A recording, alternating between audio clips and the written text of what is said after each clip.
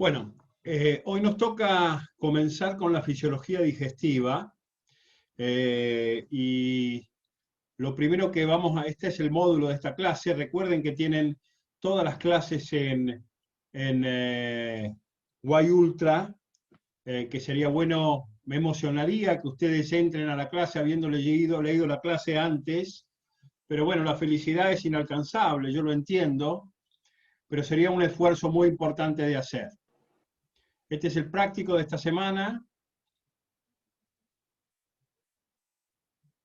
realizada con contraste luminal.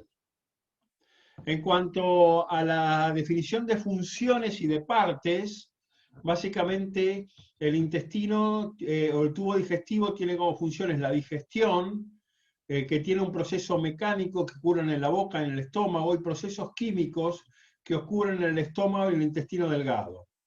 A su vez, hay una función importante de asimilación, de absorción de nutrientes básicos. Las partes que el tubo digestivo, del aparato digestivo que vamos a estudiar, son el tubo digestivo en sí, la boca, la faringe, el esófago, el estómago, el intestino delgado, el intestino grueso. Y finalmente, en la última clase vamos a repasar las glándulas anexas, que son el hígado y el páncreas, que tienen funciones extremadamente importantes. Si nosotros analizamos un elemento central, es que el vehículo principal para el tránsito y los procesos de digestión es el agua. Ingerimos habitualmente 2.000 centímetros cúbicos de agua por día y producimos entre litro y 2 litros, litro y medio promedio, de saliva. Es decir, que al tubo digestivo incorporamos desde las glándulas salivales otro litro y medio más. El estómago es capaz de producir 2.000 centímetros cúbicos de jugo gástrico. La bilis que se vuelca al lumen del tubo digestivo es de 500 centímetros cúbicos. Después volcamos 1,5 litros más de jugo pancreático y 1,5 litros más de secreciones intestinales. Esto hace básicamente que lleguen al intestino delgado por día aproximadamente 8,5 litros, 8.500 mililitros de materia orgánica. Esta materia orgánica es prácticamente reabsorbida toda en el intestino delgado, aproximadamente 8.500 centímetros cúbicos, y el colon termina de generar la concentración de las heces, básicamente haciendo que de estos 2.000 centímetros cúbicos que entraron por boca y estos casi 9 litros que se incorporaron al lumen del tubo digestivo, se terminan eliminando solamente 100. Esto se entiende bien como irritaciones del intestino delgado y del colon básicamente generan diarreas acuosas porque estos procesos de reabsorción no son cumplidos. Básicamente vamos a estudiar en la boca la ptialina y la milasa. En la boca no hay absorción de los nutrientes, a pesar de que la vía sublingual, la administración de fármacos debajo de la lengua, es muy utilizada porque básicamente esto permite una biodisponibilidad, es decir, la llegada de un fármaco al plasma muy rápido. El esófago tiene solamente funciones motrices. Luego entramos al estómago, donde la pepsina, el ácido clorhídrico y otros elementos que vamos a ver en profundidad actúan. Como dijimos, en el estómago se produce absorción de agua, alcohol y algo de glucosa. De ahí pasamos al intestino delgado, donde vamos a estudiar las enzimas pancreáticas, el calcio, el hierro, el magnesio, cómo se reabsorben las vitaminas y el bicarbonato, los péptidos y los aminoácidos. En la parte distal del intestino delgado, básicamente se absorben vitamina A, D, K y E, sales biliares, grasas, colesterol y vitamina B12. El colon derecho es muy importante. En el colon derecho se absorbe hierro y la absorción de hierro en el colon derecho, es decir, en el colon ascendente, es central. De hecho, cuando un individuo tiene anemia ferropénica y trastornos evacuatorios, en lo primero que uno tiene que pensar es un cáncer de colon, porque se ven comprometidos los procesos absortivos del hierro. Así en el colon ascendente también se absorben vitamina C y K, agua, ácidos grasos de cadena corta. El colon izquierdo tiene solamente una función específica, que es la función de absorción de agua y desecación de la materia fecal. Las características histológicas de todo el tubo digestivo son bien diferentes en función del segmento que nosotros vayamos a analizar. Si vemos el esófago y el estómago, básicamente el esófago tiene un epitelio estratificado, absolutamente incapaz de reabsorber nada. El estómago tiene en su tercio proximal músculo estriado, en el tercio medio y distal músculo liso, tiene capa circular y capa longitudinal.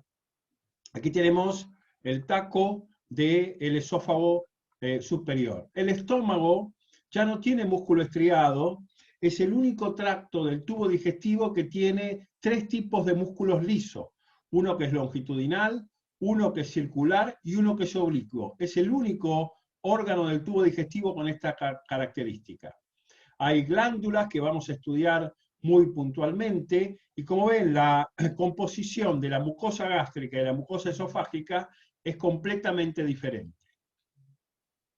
Si analizamos el duodeno y el yeyuno, aquí empiezan a haber microvellosidades que hasta aquí no habíamos visto en el tubo digestivo. Hay glándulas de Branner en el duodeno y criptas de Lieberkühn en el yeyuno. Básicamente la musculatura del intestino delgado es exclusivamente lisa, tiene solamente músculos circulares y músculos longitudinales. Si analizamos ahora el colon, básicamente la rama terminal, terminal del intestino delgado y todo el colon tienen una incidencia de vellosidades mucho menor, y básicamente, como hay en el colon un enorme desarrollo de bacterias, hay una fortísima actividad inmunológica.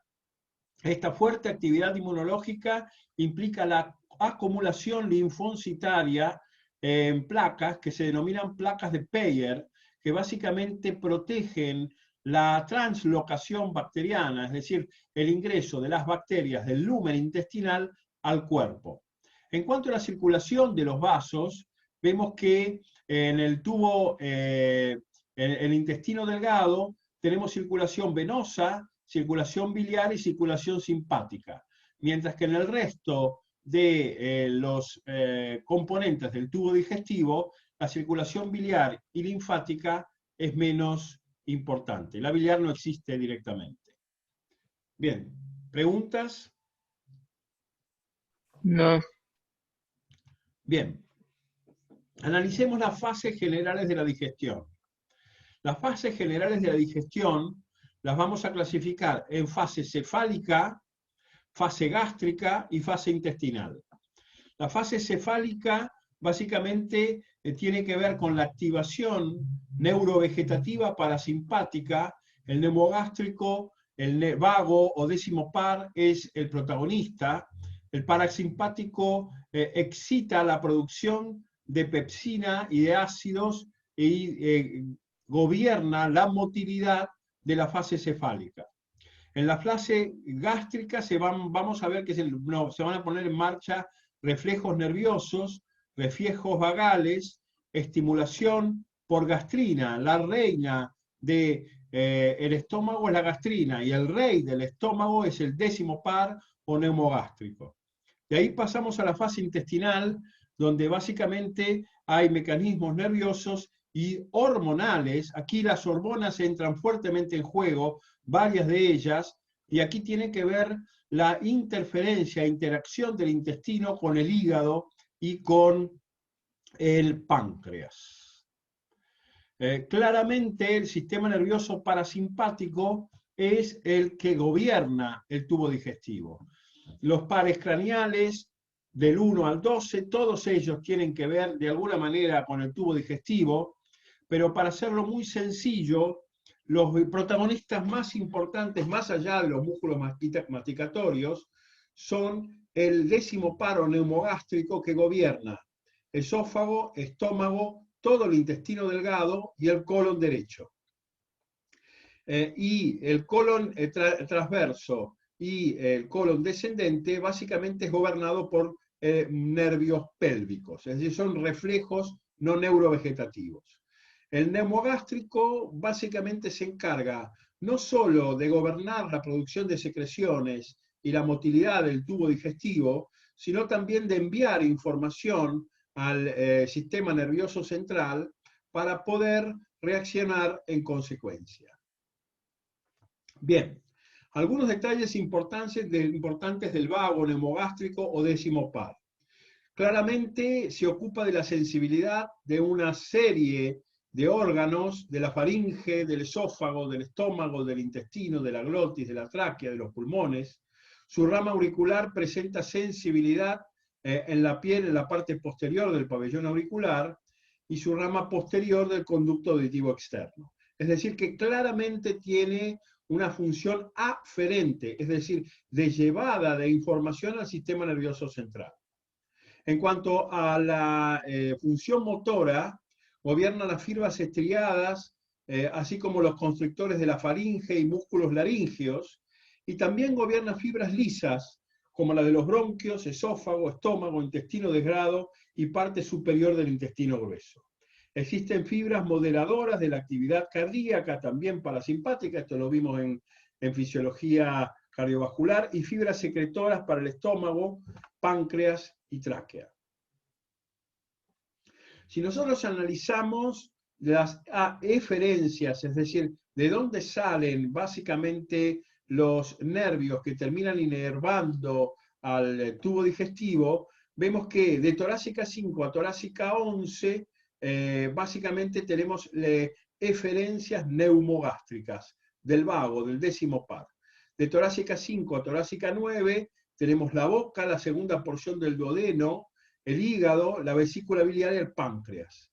De torácica 10 y 11, básicamente tenemos la tercera y cuarta porción del duodeno, el colon ascendente y el colon transverso. Mientras que el colon transverso izquierdo y el colon descendente básicamente son gobernados por eferencias de la primera y segunda lumbar, que son los nervios pélvicos S2 y S4. Como dijimos, el neumogástrico tiene una acción motora con inervación de la faringe y deglución, acción sensitiva cara posterior de la lengua, mucosa faríngea y laringea, acción visceromotora dirigida a la contracción de los músculos lisos del tubo digestivo, disminuye la frecuencia de contracción cardíaca, secreción de glándulas gástricas. La acción viscerosensitiva se extiende también a los pulmones. Bien. Denme un segundo que tengo una llamada urgente y hablamos.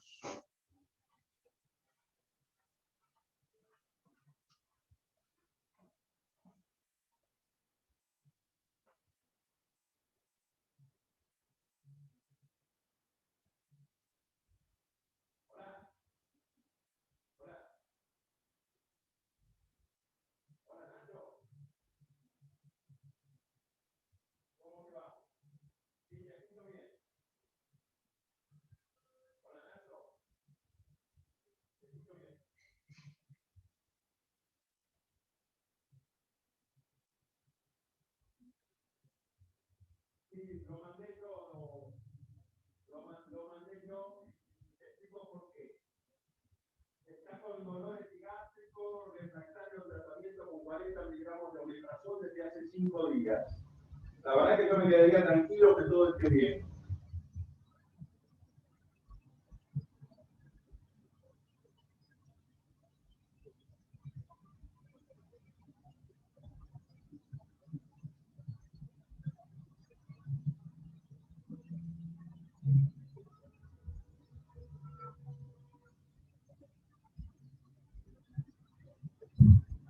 Claro, está bien, pero si todo está bien, no lo vamos a estudiar.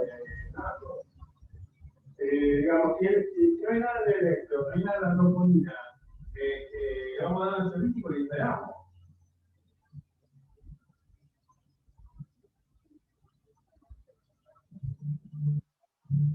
Bueno,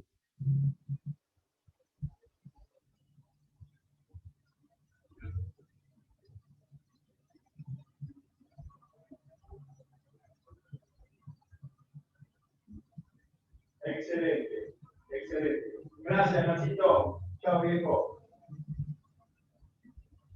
Perfecto. Sí, yo me quedo más tranquilo que esté comprado. Un abrazo, chao. Chao, viejo.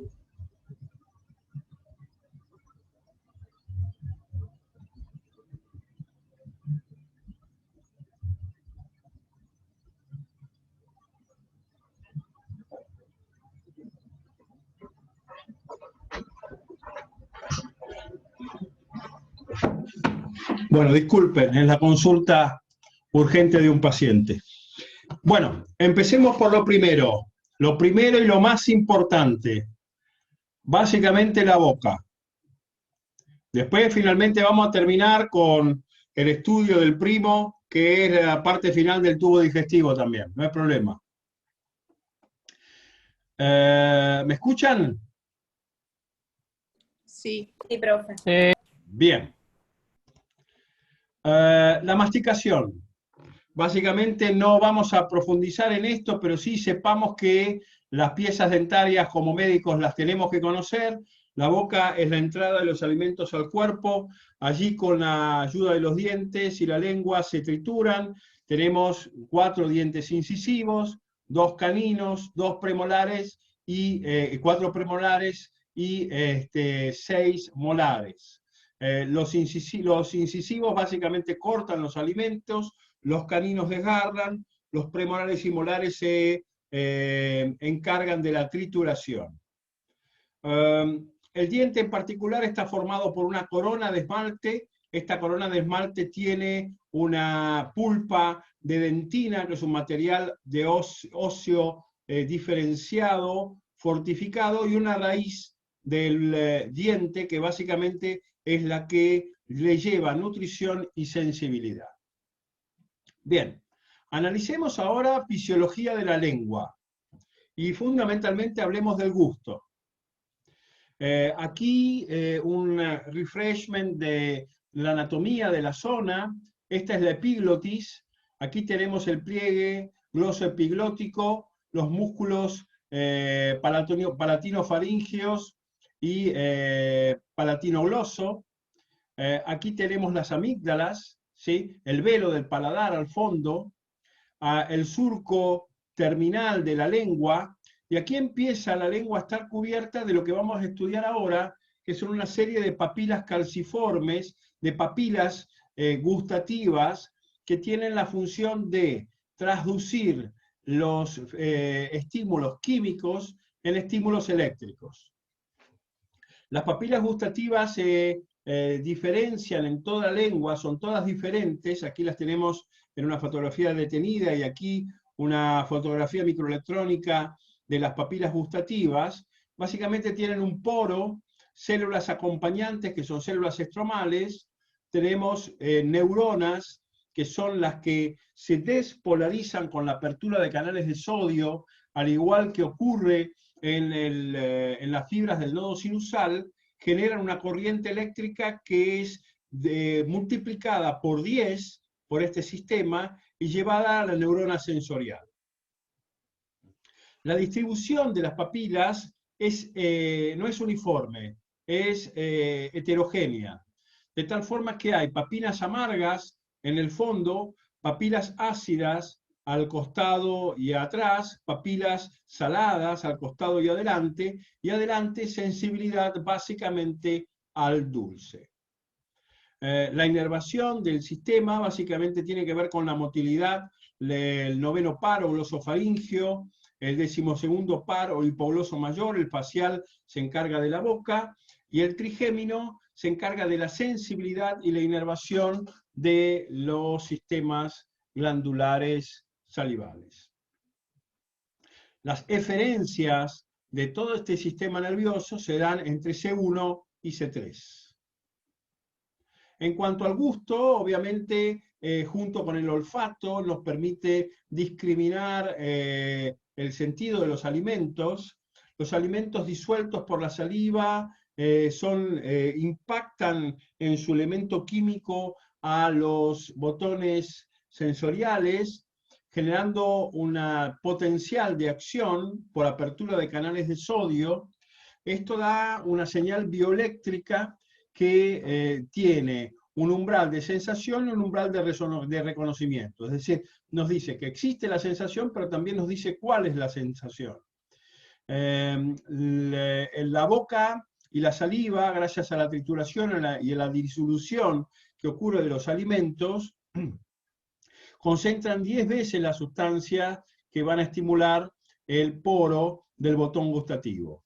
Básicamente por el séptimo par y el noveno par, la lengua lleva las aferencias al lóbulo parietal, básicamente su tercio inferior, justo en el límite con el lóbulo temporal, dando el reconocimiento primario a la formación. La boca básicamente aporta las glándulas salivales que ayudan a la llegada de estas sustancias químicas a los botones gustativos, ya dijimos, con una distribución de atrás para adelante, amargo, ácido, salado, dulce. Bien, hablemos de la saliva. Es muy interesante lo que ocurre con la saliva, porque con la saliva básicamente ocurre algo muy parecido que con la nefrona. Simpático o puede ser patológica, como en algunas enfermedades que vamos a ver un poco más adelante. La saliva tiene como función la lubricación del bolo alimenticio, la facilitación del habla, la facilitación de la deglución, y básicamente tenemos una saliva primaria y una saliva final. ¿Y qué diferencia hay entre la saliva primaria y la saliva final? Básicamente vamos a ver en un minuto cuál es. Simplemente recordarles que la salivación es estimulada por el sistema parasimpático e inhibida por el simpático, y este es el fenómeno de boca seca durante el estrés psíquico. El 70% de la saliva es producida por la glándula submaxilar, que básicamente tiene una producción mixta, es decir, de agua, sales y enzimas.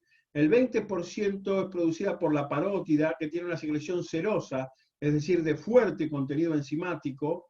El 5% por la sublingual, que es mucosa, y el 5% por glándulas dispersas no acumuladas. La saliva es producida en las células serosas y en las células mucosas, ¿sí?, volcada al lumen, y durante su viaje por el lumen de la glándula salival, al igual que en el riñón, básicamente nosotros tenemos una absorción activa de sodio, es decir, se recupera sodio de la saliva al plasma, es decir, supongamos las glándulas actúan como si fueran una cápsula de Bowman, no es así, ¿verdad? Pero filtran el plasma y vuelcan la saliva al conducto de la glándula salival. En el conducto de la glándula salival le vamos a quitar sodio, obviamente al sodio, ¿quién le sigue siempre? El sodio, el cloro y el agua, y vamos a intercambiar el sodio y el cloro por protones, por potasio, que es aportado por los conductos a la saliva, y por bicarbonato, que terminan alcalinizando la saliva. ¿Esto se entendió? Sí, profe. Bien. Fíjense, este proceso es tan importante que la concentración de electrolitos respecto del plasma y del medio interno cambia drásticamente. El sodio en todo el medio extracelular, inclusive en el plasma, tiene una concentración normal de 142 miliequivalentes por litro, en la saliva de 15 miliequivalentes por litro. Fíjense cuánto le hemos sacado. Hemos prácticamente reducido un décimo la concentración. El cloro en el plasma y en el líquido extracelular es de 103 miliequivalentes por litro, y básicamente en la saliva es de 15. El potasio, ¿se acuerdan que recuperábamos sodio y le agregábamos potasio a la saliva? El potasio en el plasma es de 4 miliequivalentes por litro, mientras que en la saliva es de 30 miliequivalentes por litro. El bicarbonato, de 22 a 26 o 28 miliequivalentes por litro en el plasma, básicamente es de 50 a 70 miliequivalentes por litro en la salida. Es decir, este fenómeno de concentración hidroelectrolítica de la saliva, o de modificación de la concentración hidroelectrolítica en la saliva, es realmente muy poderoso y muy importante. Ok. ¿Preguntas hasta acá?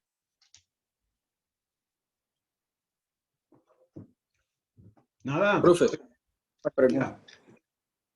¿Por qué la saliva tiene que ser alcalina?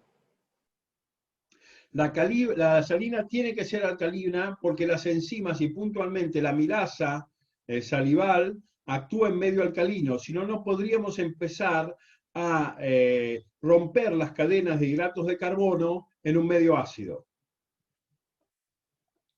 Ah, sí, sí, dale. Hablemos de la deglución. Algunos autores, ustedes van a poder leer en los libros, que clasifican a la deglución, que es el proceso de tragar, ¿sí?, en 4 fases. Nosotros vamos a tomar una descripción clásica y vamos a clasificarla en fase bucal o oral, estrictamente voluntaria, una fase faríngea que tiene un inicio voluntario y una fase involuntaria, el paso del alimento a través de la faringe hacia el esófago, y una etapa esofágica completamente involuntaria que promueve el paso de la comida desde la laringe hacia el estómago. Aquí tenemos una laringoscopía directa, aquí tenemos la lengua, ¿sí?, la úvula aquí atrás, el fondo de saco o lago faríngeo. Aquí tenemos una niña que duerme. Aquí tenemos la epiglotis, las cuerdas vocales, ¿sí? Y aquí esta obviamente es la vía aérea, y detrás de la vía aérea, ¿sí?, si esta es la lengua, detrás de la vía aérea nosotros tenemos el esófago.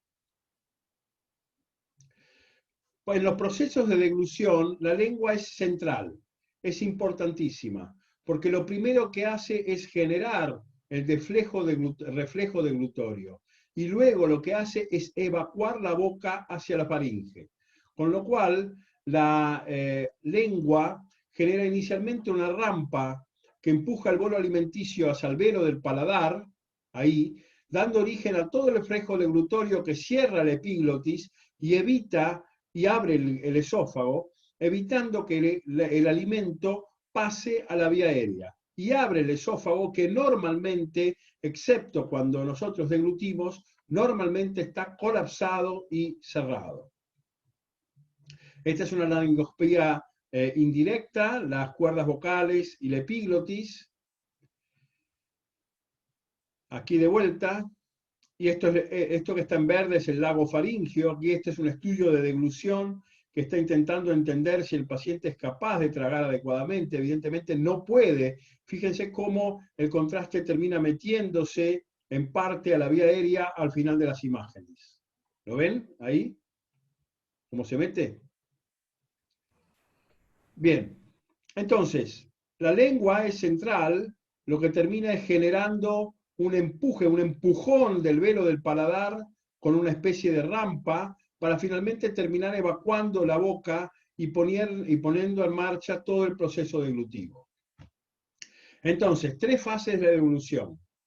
A, fase oral, masticación, formación del bolo, sello palatogloso. Ese sello palatogloso es el fenómeno por el cual el bolo es empujado al velo del paladar. Propulsión lingual. La lengua colapsa completamente la boca y entonces el alimento es evacuado hacia el esófago. Luego entramos en lo que se denomina fase esofágica, perdón, fase faríngea. La fase faríngea básicamente empieza con el sello nasopalatino, es decir, la obstrucción total de la boca por parte de la lengua, contracción de la faringe, cierre de epiglotis, y finalmente entramos a la fase esofágica con apertura del esfínter esofágico. Aquí tenemos por resonancia, ¿sí?, vemos cómo primero hay una rampa, empuja el alimento hacia el velo del paladar y posteriormente se ocupa completamente la cavidad oral en el sello palatofaríngeo. ¿Ven la secuencia? Sí. Sí. Obstrucción total.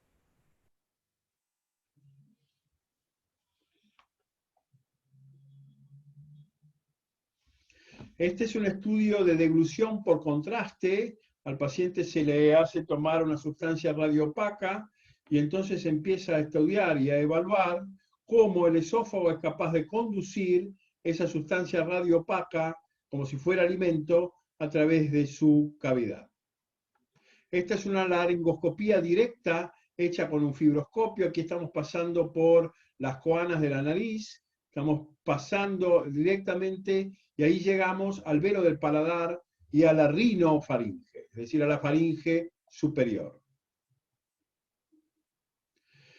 Claramente, a veces este reflejo no funciona bien y el alimento puede ser aspirado por la vía aérea. Este es un fenómeno grave que básicamente puede quitarle la vida a un individuo, y en este sentido es importante entender que una maniobra de compresión brusca, sí, en el epigastrio, en este tipo de situaciones, perfectamente puede salvar la vida.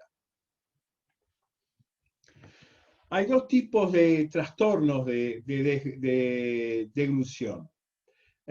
Uno es la disglusia.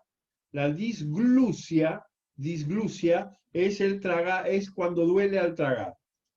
La disfagia son el conjunto de trastornos de esta fisiología. Cuando la coordinación de estos procesos fisiológicos se pierde, nosotros hablamos de disfagia.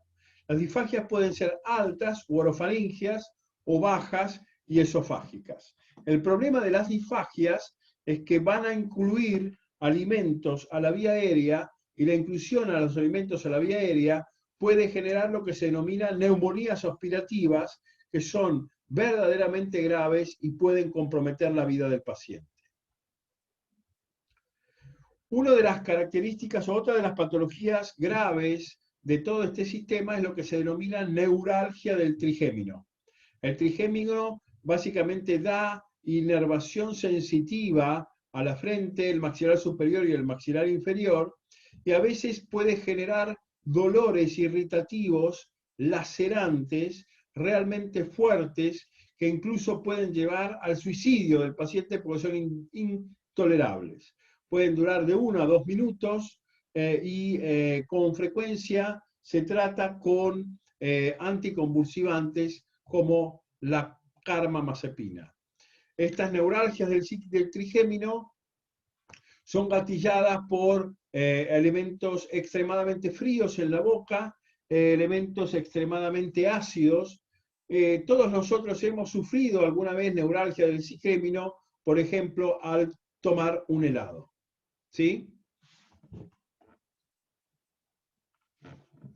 Los desórdenes motores de la orofaringe pueden ser del esfínter esofágico superior, trastornos neurológicos, y en este sentido tenemos enfermedades cerebrovasculares, trastornos musculoesqueléticos como la miastenia gravis, las distrofias musculares, la polimiositis o lesiones estructurales como el cáncer. ¿Preguntas hasta acá? No. Bien, paramos 3 minutos y seguimos.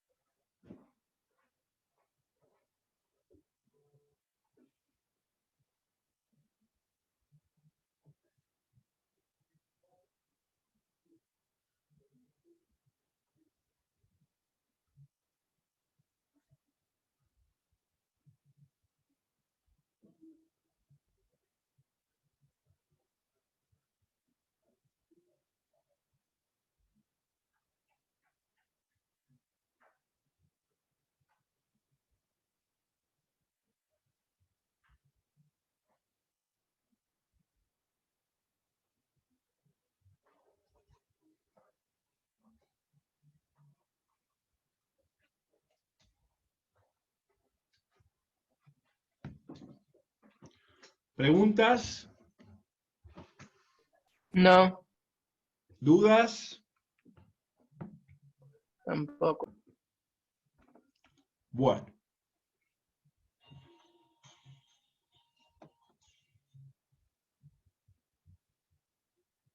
Hablemos del esófago.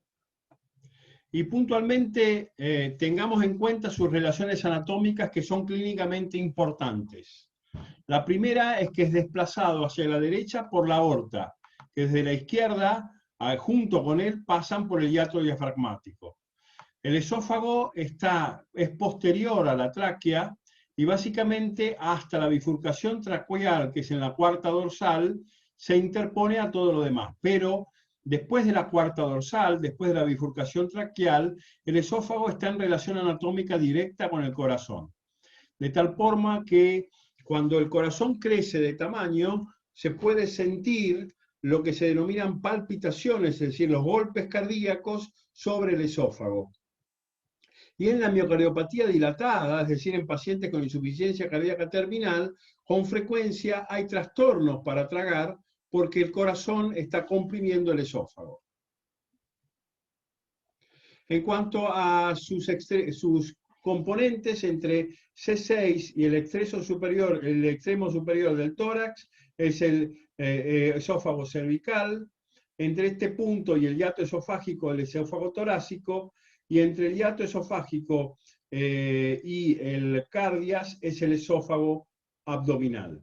El 10º paro neumogástrico corre lineal en la cara anterior del esófago y se ramifica en la cara posterior del esófago para reunificarse en el estómago.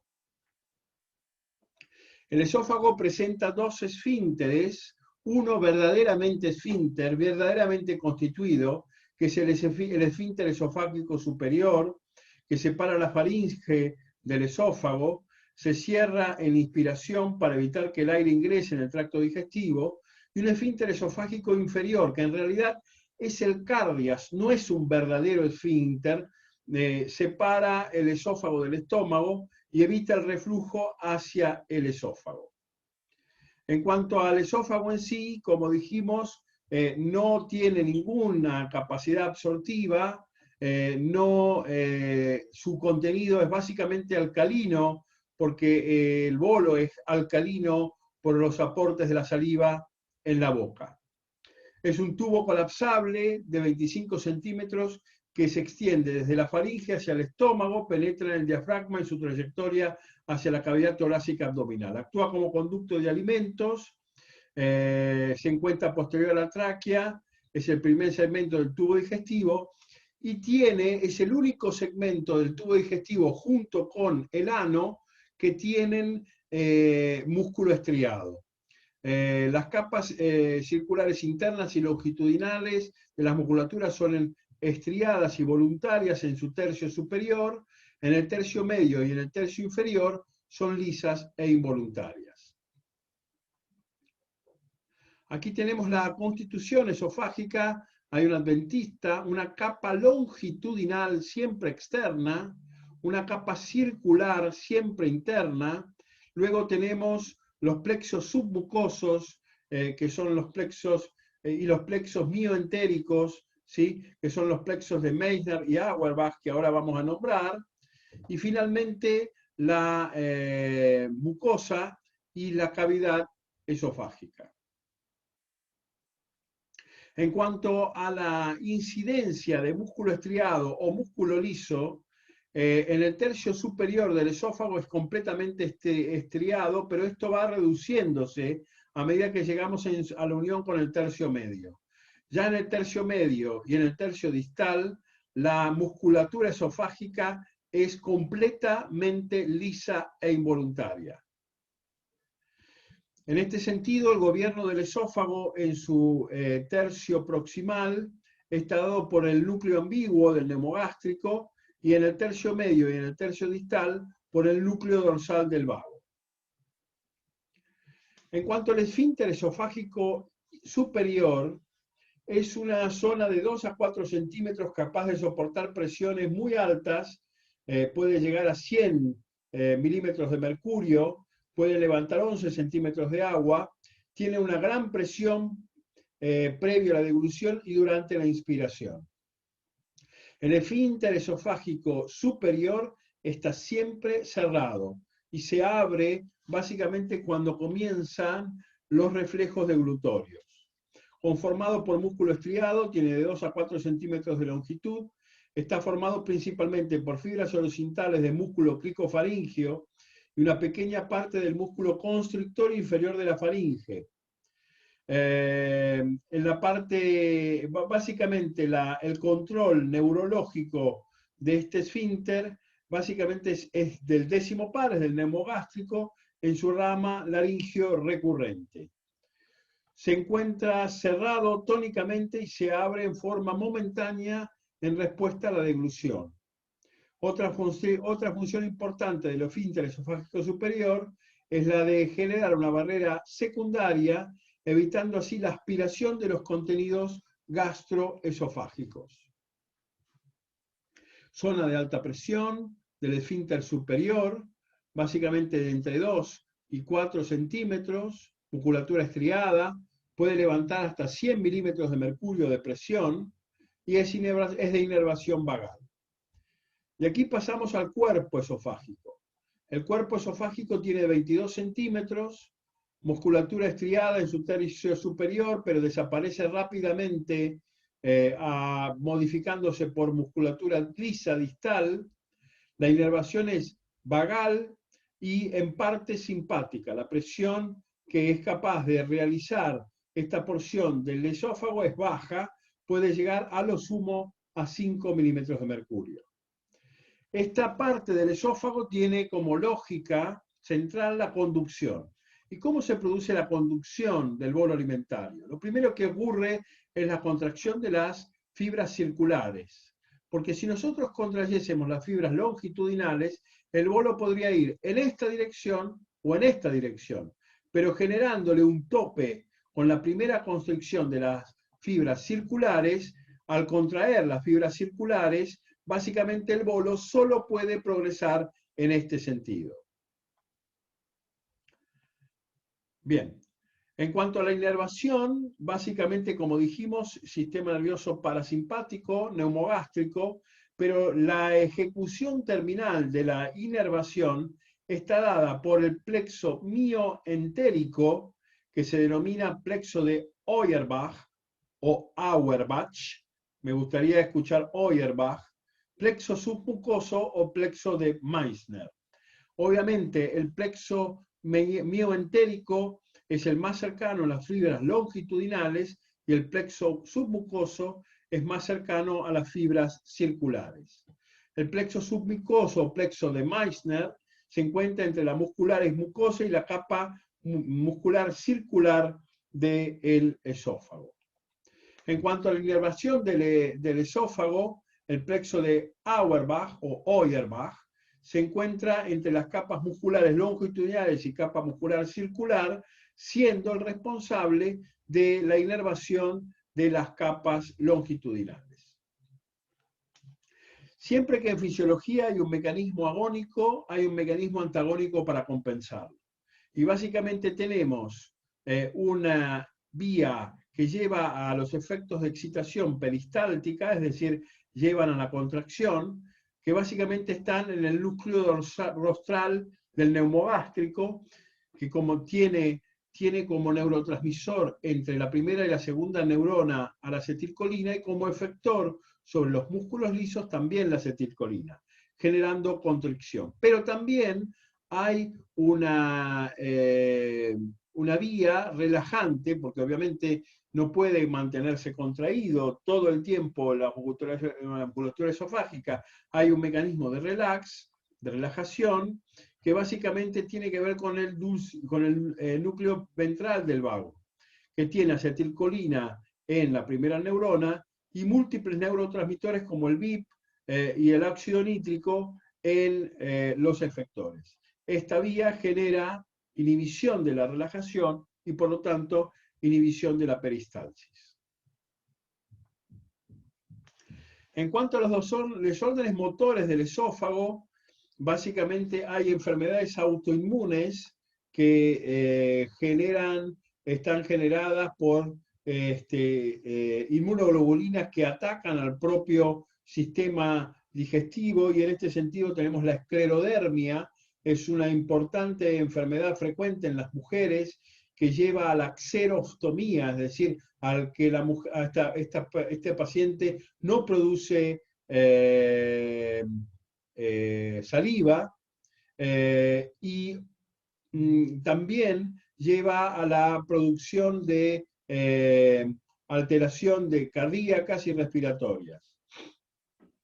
Hay enfermedades del sistema nervioso central, y en este sentido, perdón, el sistema nervioso autónomo, y en este sentido debemos mencionar a la enfermedad de Chagas, que especialmente el tripanosoma de variante brasileña es capaz de atacar puntualmente a los plexos de Auerbach y generar una parálisis esofágica. También lo hace a nivel colónico, dando lugar a esófagos gigantescos, imposibles, incapaces de contraerse. A esto se lo llama megaesófago, y cuando ocurre en el colon se lo llama megacolon. Llegando al final del esófago, tenemos lo que se llama zona de alta presión del esfínter esofágico inferior.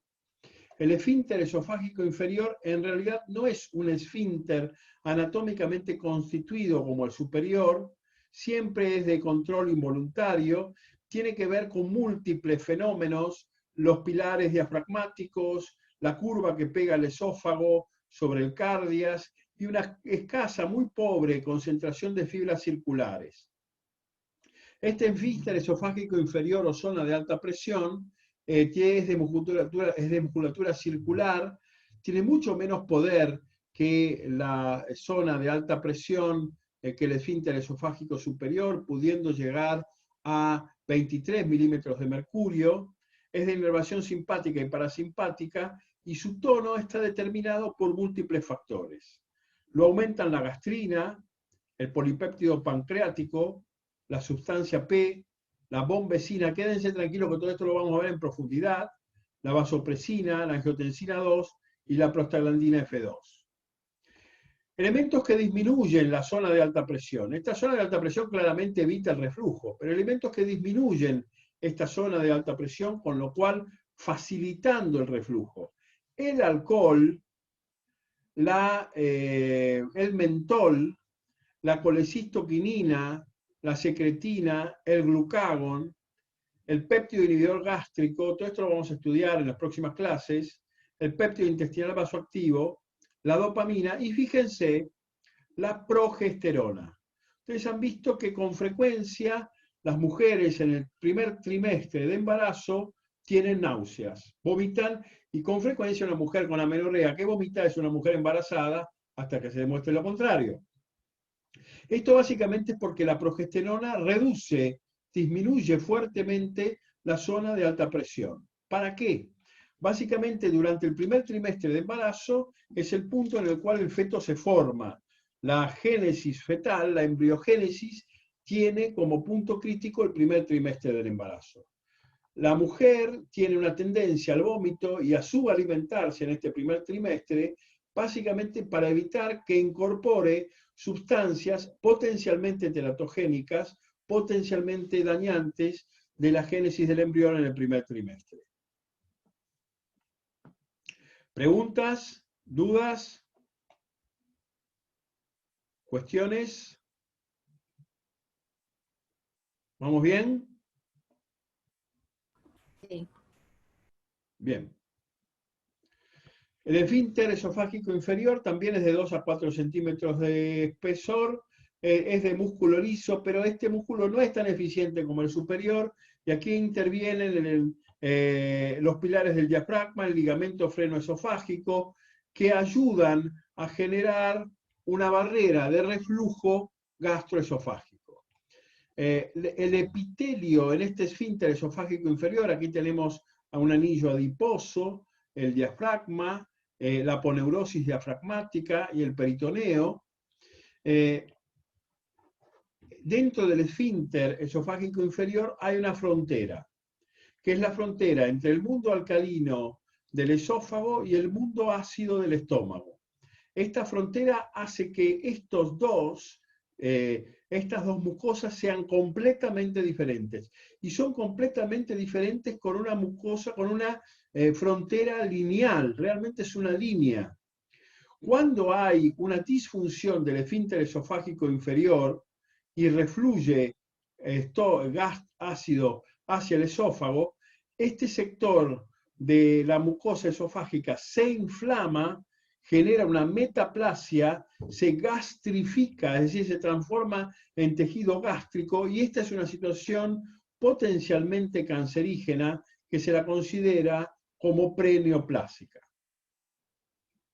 Aquí tenemos la barrera clara entre el epitelio esofágico y el epitelio gástrico con un límite fronterizo absolutamente claro. Cuando el estómago genera el reflujo de su contenido hacia el esófago, y esto se llama reflujo gastroesofágico, básicamente pueden producirse alteraciones, como dijimos, que se llaman la metaplasia de la mucosa o esófago de Barrett, que vamos a ver en un ratito. ¿Cómo se explora la patología esofágica? Básicamente a través de la radiología, estudiando los procesos de tránsito con sustancias contrastadas o con ecoendoscopía, que a través del ultrasonido permite estudiar la pared esofágica, la existencia de tumores, la existencia de divertículos. En cuanto a la patología esofágica, puede ser obstructiva, básicamente un cuerpo extraño o un tumor, puede ser la acalasia, es decir, la ausencia de inervación y de motilidad con parálisis esofágica, y el reflujo. En cuanto a los síntomas, básicamente puede dar disfagia, es decir, alteración en el tragado, regurgitación y pirosis. ¿Qué es la pirosis? Piros en griego es fuego. Entonces, estos pacientes sienten una sensación de fuego en el esófago y se da por la regurgitación de alimentos del estómago hacia el esófago. Esto genera una irritación laríngea importante y tos crónica, sobre todo tos crónica porque es potenciada por la microaspiración de alimentos, la llegada de alimentos ácidos a la vía aérea. Básicamente el reflujo genera una alteración de la mucosa esofágica con úlcera de esófago, eventualmente estrechez y fibrosis de esófago y cáncer de esófago.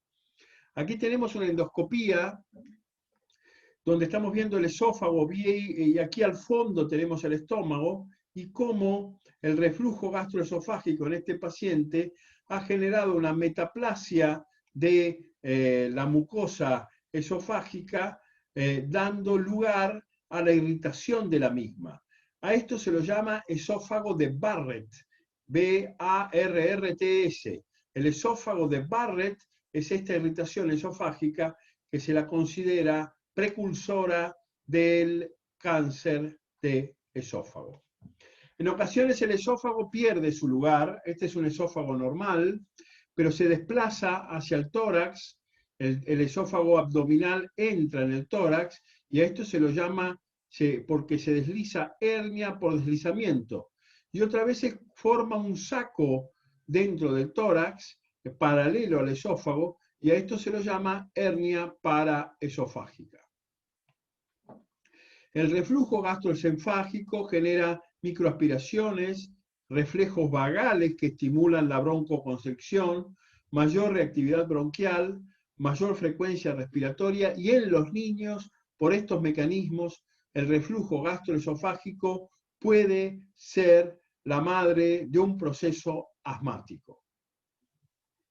¿Preguntas hasta aquí? No. Bien.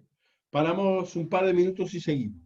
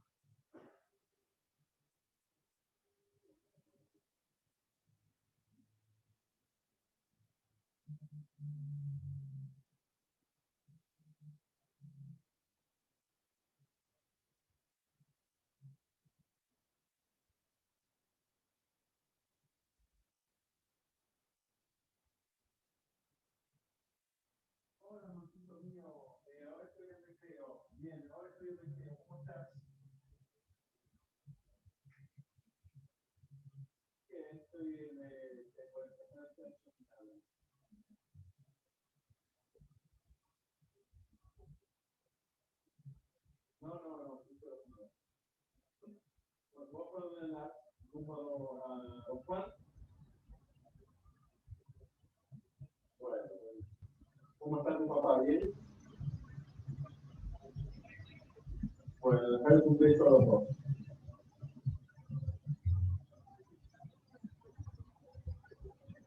Bueno.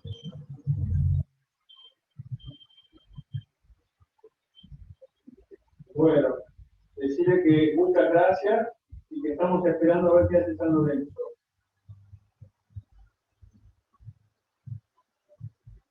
Bueno, amor, te quiero. Chao, bebé. Chao. Chao.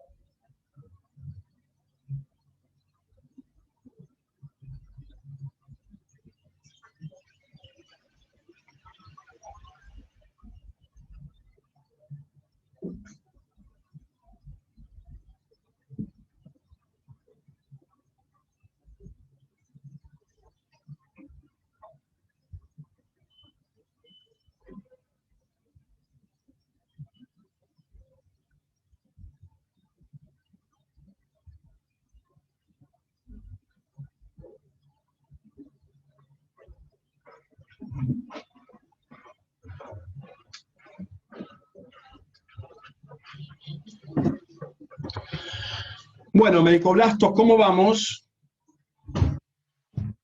Bien. Gracias, Aarón, sos el único que me contestás. En un momento me contestaba María Lupita, pero dejó de hablarme, debe estar enojada conmigo por algún motivo. No, no, profe. Bueno, No, estamos bien, estamos bien. vamos, que falta algo central. Y Bueno, vamos a estudiar ahora los fenómenos fisiológicos del vómito. Hay un centro particular que se llama centro del vómito, que básicamente tiene eferencias fundamentalmente parasimpáticas motoras. Estas eferencias parasimpáticas motoras tienen que ver con muchos factores, con receptores quimioreceptores a nivel vulvar, es decir, tenemos aquí el sensado de presencias de sustancias tóxicas a nivel sanguíneo, tiene que ver con aferencias vestibulares, es decir, receptores histaminérgicos y muscarínicos que dan información respecto de la posición del cuerpo en el espacio, siempre estimulantes del vómito. Sistema nervioso central, que tiene efectos tanto estimulantes del vómito como inhibitorios, y tienen que ver con la corteza, el tálamo, el hipotálamo y las meninges. Efectos gastrointestinales estimulantes del vómito, y estos cuatro elementos son los cuatro pilares que integran el reflejo del vómito. Es decir, información de la corteza, del laberinto a través del sistema vestibular, de receptores del dolor. En ocasiones el dolor también puede ser un estimulante del vómito. Quimioreceptores y varoreceptores periféricos llevan a través de la presencia, por ejemplo, de drogas eméticas, dopamina o GUT, la estimulación a nivel vulvar del centro del vómito. Este es un ejemplo de causa neurogénica del vómito. Hay situaciones, ideas que generan vómito. Básicamente, por ejemplo, ver vomitar a alguien no genera vómito.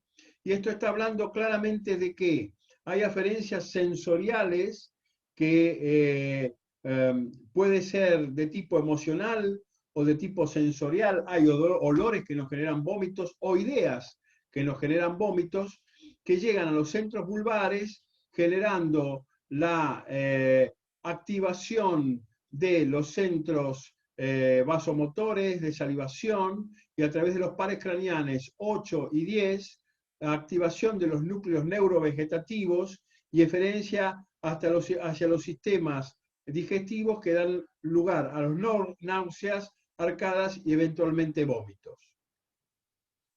En ocasiones, cambios en la posición del cuerpo en el espacio, como le pasa a esta chica en este avión, básicamente generan lo que se denomina cinetosis.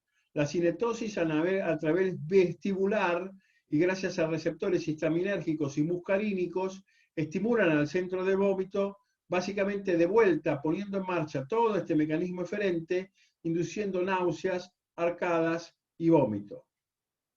Finalmente, hay fenómenos tóxicos y las toxinas se pueden ver frecuentemente, por ejemplo, en los opiáceos, cuando vimos juntos los fármacos tóxicos opioides o fármacos, por ejemplo, quimioterápicos, generan la liberación de agentes emetizantes, que son prostanoides y radicales libres, que a través de estimulación neurogénica aferente visceral o a través de llegada directa de la sangre a las áreas posteriores de zona gatillo quimioreceptora, inducen también la producción de vómitos, náuseas, arcadas y vómitos. Es muy frecuente la emesis inducida por quimioterápicos, sobre todo quimioterápicos dirigidos a los cánceres del tubo digestivo. Otro mecanismo patológico del vómito es lo que se denomina vómito en chorro. Cuando alguien vomita muy violentamente, como el vómito en chorro, estamos muy frecuentemente presentes a un proceso de meningitis. El proceso de meningitis es la irritación de las meninges. La irritación de las meninges puede darse por virus o puede darse por bacterias, como por ejemplo el meningococo. Esto genera sarpullidos, no siempre presentes en la piel, pero sí un cuello rígido, duro como una nuca. Ustedes levantan, el paciente tiene una rigidez de todos los músculos posteriores del cuerpo, le levantan la cabeza con la nuca y contrae automáticamente las rodillas, esto se lo llama reflejo meningeo.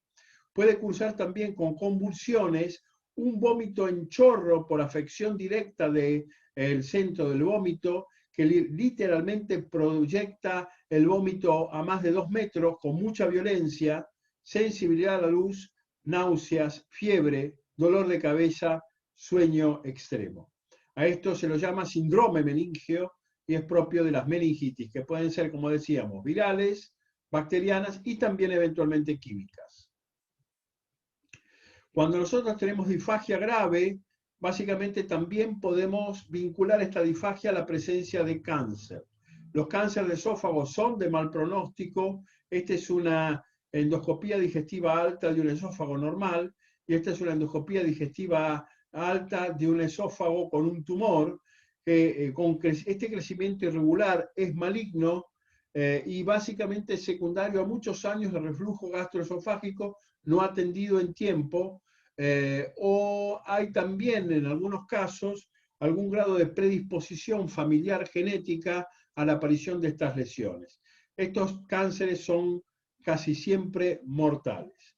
En ciertas ocasiones, la presencia de tumores gástricos invasivos y oclusivos puede generar la interrupción del tránsito esofágico y la necesidad de hacer un procedimiento absolutamente paliativo, que es la de colocar un stent en el esófago para garantizar el tránsito.